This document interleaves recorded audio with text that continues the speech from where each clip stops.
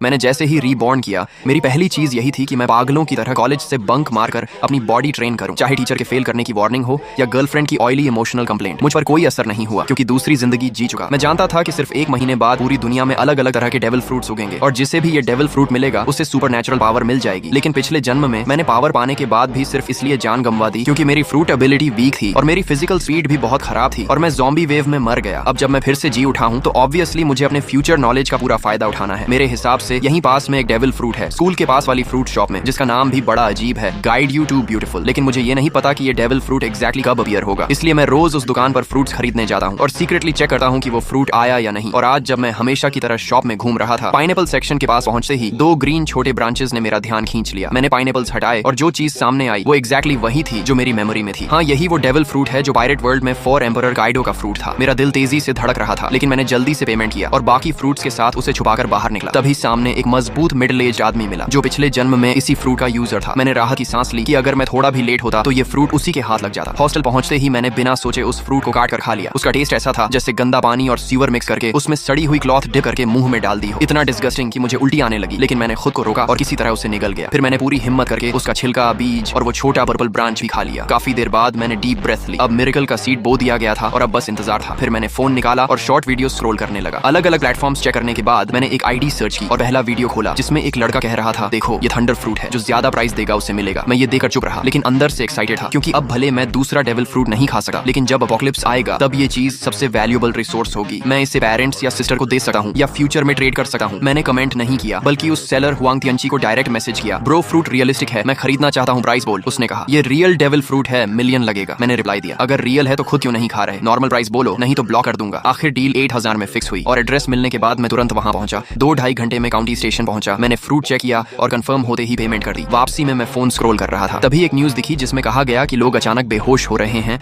और उनके शरीर पर स्पॉट्स आ रहे हैं। एक्सपर्ट्स इसे न्यू फ्लू बता रहे थे, लेकिन ये वही साइन था जो पिछले जन्म में अपोकलिप्स से पहले आया था। मैं तुरंत हॉस्टल भागा और पैक्ड सामान लेकर निकलने लगा। तभी पीछे से चीख सुनाई दी और कई लोग गिरने लगे, उनके शरीर पर स्पॉट्स आने लगे। अचानक प्रेशर आया और सब फ्रीज हो गए। फिर जो बेहोश थे वो म्यूटेट होकर ज़ॉम्बीज बन गए और डॉर्म्स से बाहर भागने लगे। इस केओस में मुझे अपने अंदर ब्लड लाइन पावर एक्टिवेट होती महसूस हुई। मेरा शरीर ट्रांसफॉर्म होने लगा, स्किन पर ड्रैगन स्केल्स आए, सिर पर हॉर्न्स और हाथ क्लॉज बन गए। मैं बीस्ट फॉर्म में बदल गया। अब मेरी स्ट्रेंथ, स्पीड, डिफेंस, रिकवरी सब बढ़ चुकी थी। तभी 2 ज़ॉम्बीज ने मुझ पर हमला किया, लेकिन मैंने उन्हें तुरंत उड़ा दिया। फिर एक और ज़ॉम्बी आया जिसे मैंने फायर ब्रेथ से खत्म कर दिया, लेकिन इससे मेरी स्टेमिना काफी कम हो गई क्योंकि डेविल फ्रूट पावर स्टेमिना पर डिपेंड करती है। मैं काइडो जैसा मॉन्स्टर नहीं था, इसलिए पूरी पावर यूज नहीं कर सका था।